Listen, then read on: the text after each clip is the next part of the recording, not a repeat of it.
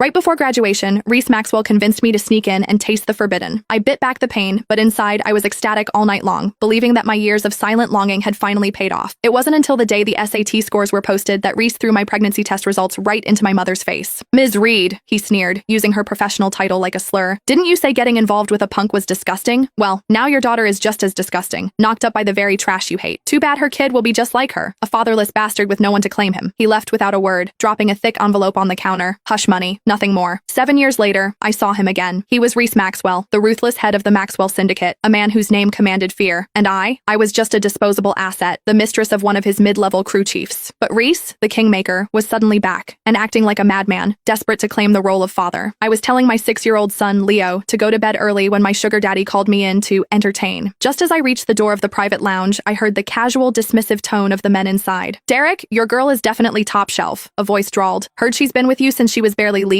Even the best product gets boring eventually. Marcus, if you're interested, take her for a spin." Derek Shaw's voice was thick with undisguised pride, as if he were discussing a trophy on his mantle. "She's just a little pet I keep on the side. If you like what you see, Marcus, she's all yours for the night. Have fun." I'd been Derek Shaw's mistress for years. I knew how he liked to perform. He especially loved using me as conversation fodder, seeing it as proof of his status. So I pushed the door open, my expression blank, and that's when I heard the familiar, chilling voice. "Excuse me, gentlemen, but my fiancé isn't much of a drinker. I'll take her glass." The second my eyes locked with his, the crystal glass in his hand slipped, shattering on the Italian marble floor. His arm froze mid-gesture, a tableau of shock and sudden violent recognition. I never imagined my reunion with Reese would happen like this. 7 years had etched a cold, commanding authority onto him. Every calculated movement, every hard line in his face screamed of the ruthless power he now wielded. Next to him sat a woman, polished, elegant, and clearly expensive, Serafina Lowell. I suppressed the wave of nausea and fear, pulling up the practiced, sickeningly sweet smile I'd perfected over the years. I forced out the line that was now rote. "Derek, baby, I missed you so much." A heavy silence followed. The eyes in the room shifted, a few glances of raw appreciation, a flicker of pity, but mostly the flat, naked contempt I'd learned to ignore. Derek reached out, yanking me onto his lap, his oily hand making itself at home on my waist. Reese's stare, which had started as a punch of shock, slowly curdled into undisguised, profound disgust. I knew he'd recognized me and immediately understood what I was. Around the table, the men took turns toasting and encouraging me to drink. One expensive glass of scotch after another was poured into me. I pieced together the conversation and learned the identity of the woman next to Reese. Her name was Serafina Lowell. She was Reese's fiancée, a perfect match from a powerful family. They were clearly smitten. I remembered my mother's words from all those years ago. Nothing good ever comes from getting mixed up with a punk. She was right. Now, my former punk boyfriend was draped in success, holding a beautiful woman. And I was a 20-something single mother, being passed around for entertainment by men old enough to be my father. "Derek, don't keep all the fun to yourself. Let us see this beautiful girl's talents," Marcus King called out, his gaze glued to me, lingering greedily on my chest. Derek, ever the shrewd businessman, recognized the opportunity. A used toy for a valuable connection, a worthwhile trade. Despite the last vestiges of his possessiveness, he chuckled and pushed me toward Marcus. "Marcus, she's all yours. Enjoy." A cold laugh caught in my throat, but my face only registered a practiced, coy smile. I obediently settled next to Marcus and poured him a drink. He was delighted, pulling a thick stack of $100 bills from his jacket and tossing them directly into my face. "Sweetheart, the night's hot. Here's a little something to cool you down," he smirked, leaning closer. "Tell you what, for every 10 bills you pick up, you take off one article of clothing. How about that?" The room erupted in loud laughter. The only sound that cut through the noise was the heavy, thudding impact of Reese setting his glass down. I looked over, catching him in the act of watching Marcus's crude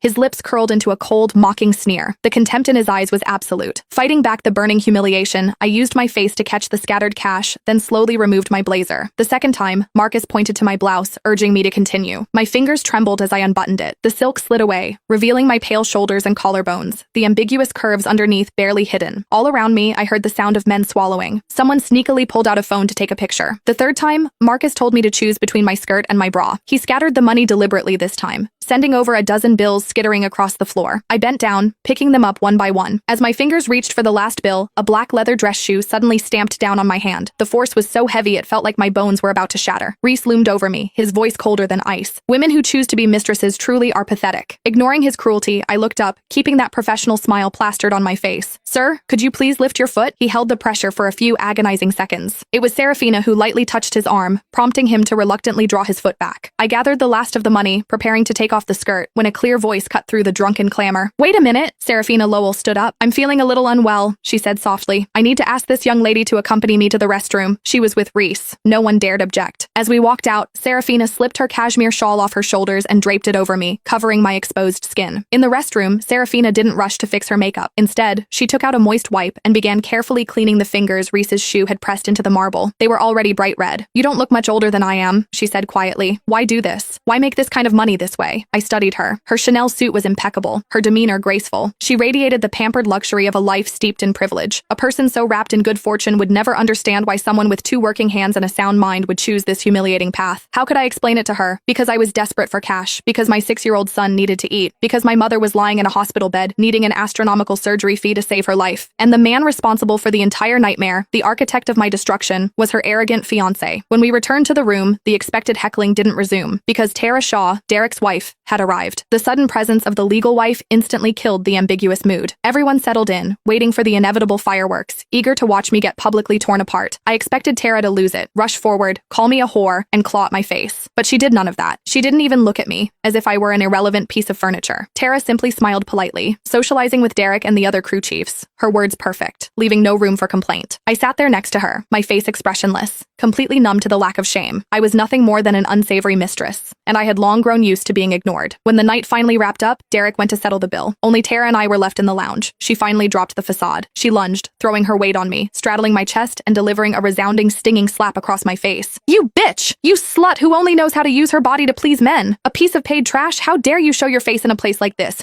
You fatherless tramp! You're an embarrassment!" Her voice was sharp, a piercing, ugly sound. I wanted to tell her that she was right. I didn't have a father. I wanted to tell her my mother was now a vegetable because of an accident, and no one was left to teach me how to live a respectable life. But I said nothing, simply enduring the barrage of hits and curses. My silence infuriated her. She shrieked, grabbing a wine bottle from the table and bringing it down hard on my head. Blood immediately gushed out, running down my forehead and into my eyes, turning my vision scarlet. Tara was preparing to strike again when a strong arm suddenly grabbed her wrist. "Enough! This is my club, don't stain my carpet," Reese had returned. His face was thunderous, his entire body radiating a terrifying hostility. Tara, recognizing his authority, didn't dare push it further. She shot me a final venomous glare and stormed out. Clutching my bloody forehead, I stumbled out of the lounge and into the street. The accumulated injustice and agony of the night finally broke me. I collapsed next to a street dumpster and sobbed uncontrollably. I don't know how long I cried. Behind me, the roar of an engine grew louder. A black Bentley pulled up beside me. The window slid down, revealing Reese's hardened face. "Get in." I shook my head. "No, thank you." Reese frowned, saying nothing more. He got out of the car, scooped me up, and put me into the passenger seat. The pounding pain in my head made me dizzy. I didn't bother to struggle, only managing to give him my address. Reese didn't use a GPS. He drove straight there. It was my old apartment, he remembered. 7 years ago, in the days leading up to graduation, he used to sneak over and we'd watch the stars from my fire escape. Now I knew that all that supposed tenderness was just a carefully orchestrated act. As we neared my building, Reese broke the silence, his tone dripping with sarcasm. "It's been years. How's Ms. Reed doing?" My hand, resting on the door handle, froze. I stayed silent for a long time. It was long enough that Reese lost patience. He reached over and seized my throat, his voice low and ice cold. "I remember Ms. Reed despised high school sweethearts. Does she know her precious daughter was dumped by a punk and now sells her body to lowlifes in the syndicate? Oh right, she's not a teacher anymore. Is she spending the money you earn selling yourself?" Before I could process the words, he leaned down and bit my collarbone. Hard. The pain was shocking, and I struggled against him. "Does Ms. Reed know how many times you've slept with that sugar daddy? So many times your body is covered in hickeys and bite marks." Reese spat out my mother's name with mocking disdain. A bitter laugh echoed in my head. If he knew that my mother's current state was entirely his fault, he'd probably be even more smug.